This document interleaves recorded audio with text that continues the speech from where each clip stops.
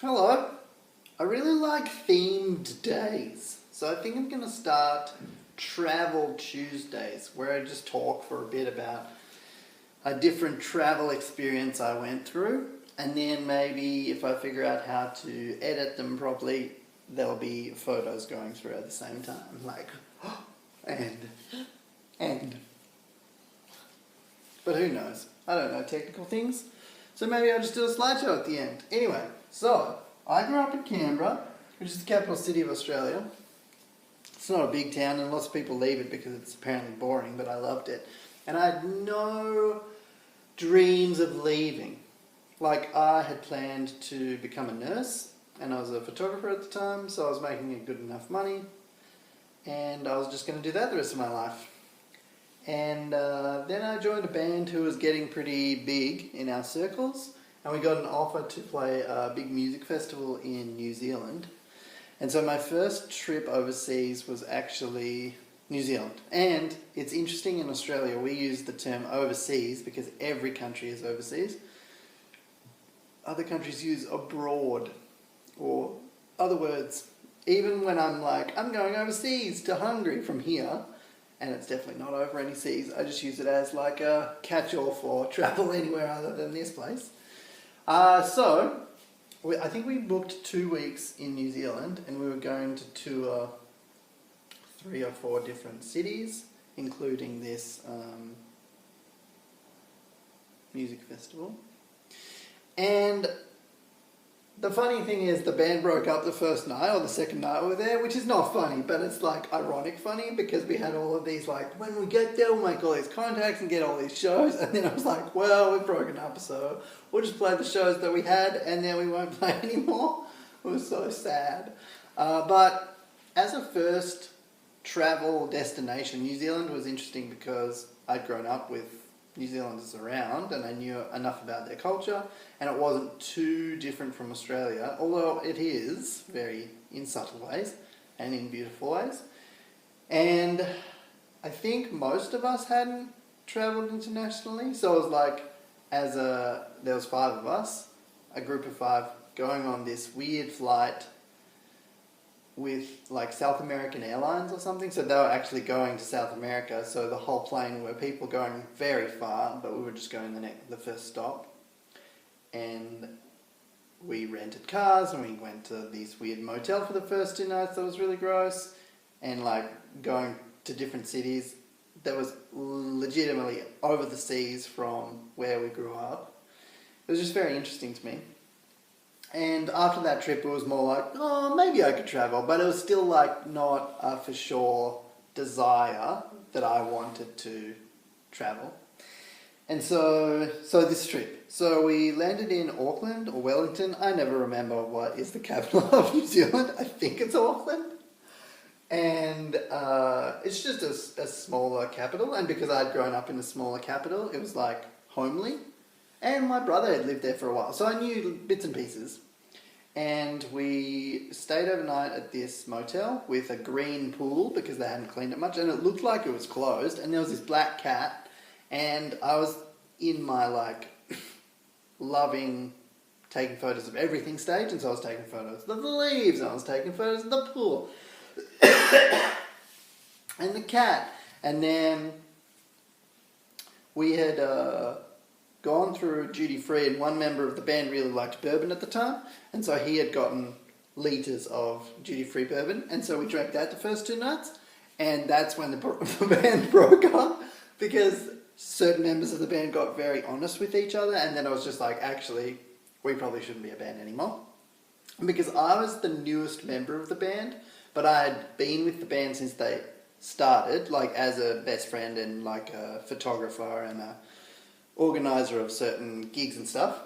And then I joined the band, so I was less invested than the 2 people that were having the argument, and so it was like almost funny to me to watch it, because I had nothing to do with the conflict and I had nothing to do with the essence of the band. I had just been brought in recently to like bulk up the band with a second guitarist.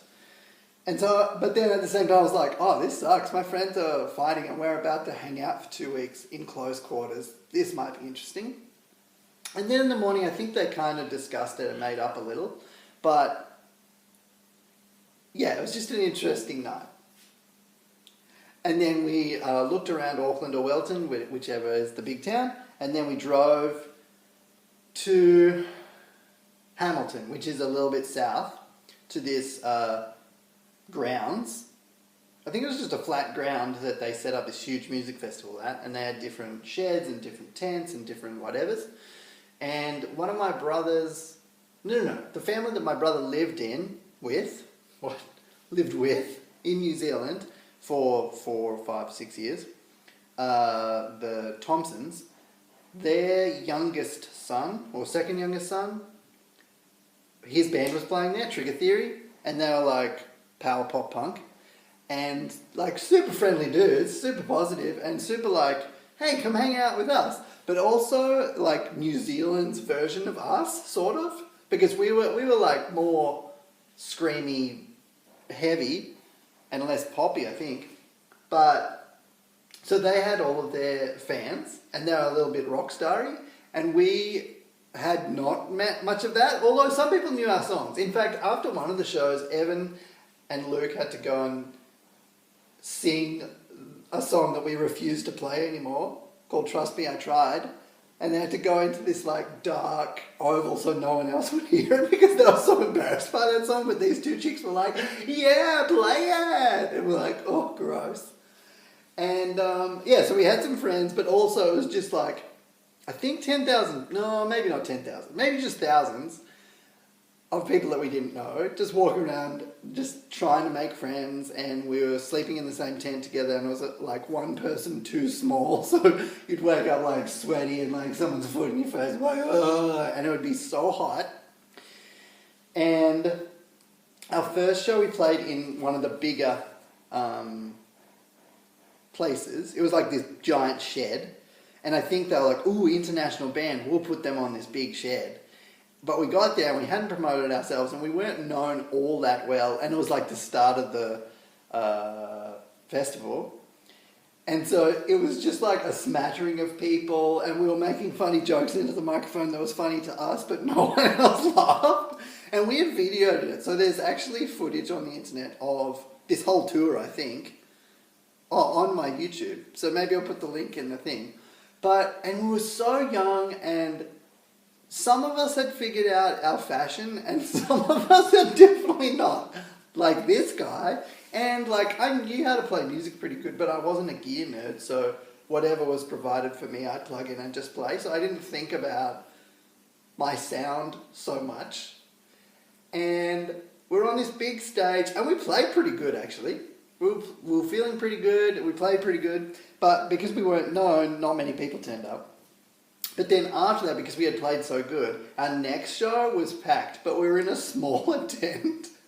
And we had played just after a bigger band, and two of our friends in different bands had like run around telling people about us. And so it was just packed. It was so good and so weird and sweaty. And we played really good again. And I got to play through my favourite amp at the time, which is a triple rectifier by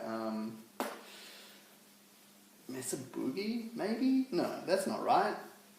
What? Mine is a Mesa Nomad, and I wanted to play a triple rectifier. It must be Mesa Boogie. So I like get on stage and I'm like, hang on, I'm allowed to play this? And they're like, yeah, it's the only one we had. And I was like, what? Okay. And then one of us broke a string maybe, and Evan like left. Evan's the lead singer, the backup singer, guitarist, but he wrote most of our songs. And he just left the stage for a while and just like ran in the crowd. And I think he was still trying to play, but wasn't so successful. And then that may have been the show that someone got smacked in the face with the guitar. And it was just so good. It was so much fun at the first show because it was more tight-knit with the crowd. And then we were making more friends. And then by that stage we were so tired, and we had eaten so badly.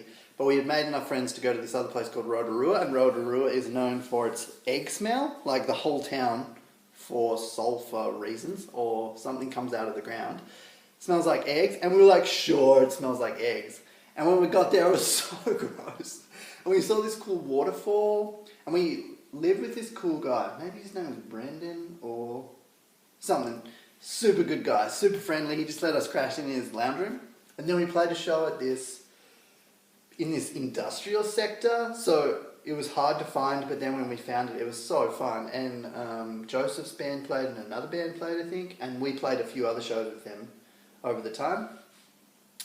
And that was heaps tight near too because the roof was low and the room was pretty small. And it was a good show, I think. I don't remember that part so good. And then, where did we go after that? Maybe we had to go home then. Maybe it was only a week and a half. So then we played at this pub in the town that we stayed in, but not the town we were flying out of. So then we had to drive over the night, give back the rent-a-car, and then we could sleep for 4 hours in the airport. And so we're all like, we're so tired, we just want to get home, and we're broken up, and I hate you, blah, blah, blah. And like unshowered and just like feeling gross. And I think Evan's pants, he only wore one pair of pants at that stage in his life. They had disintegrated, and so his crotch had just like busted open. So we're like walking around with like Evan's crotch hanging out and dirty and with our instruments and just over it. And over the loudspeaker, someone named our names, like individually, come to see the front desk. And our lead singer was like, oh, dude, is that us? And then they said it again. He's like, that's us. And he had to like slap us because we were half asleep. And we run up to the desk thinking that we were like getting kicked out or something. I don't know what we thought. But they're like, you've been bumped to business class. And we're like, what? Look at us. We're not business class. So we got a 4-hour flight home in business class. And so we got to eat more and drink more, and like Evan keeps referring to his pants not being complete but being in business class. And then the drive home was so quiet because we flew into Sydney and we had to drive back to Canberra, which is like a 3-hour, 4-hour drive. And I've even got footage of it that I sped up because it was so boring and so quiet. And everyone's like avoiding looking at each other, both because we weren't sure about what happened now, like as a group of friends, what happens now that we've broken up.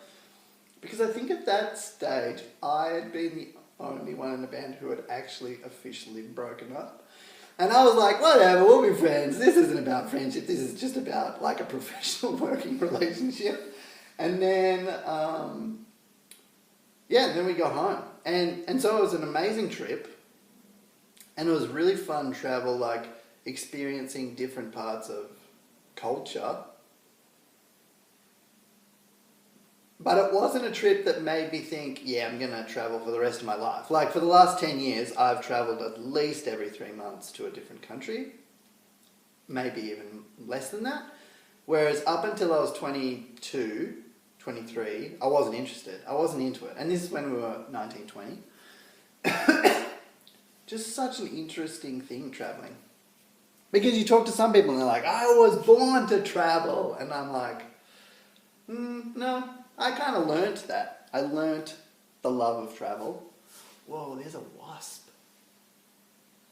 Hopefully it goes outside. Anyway, episode 1 of Travel Tuesday.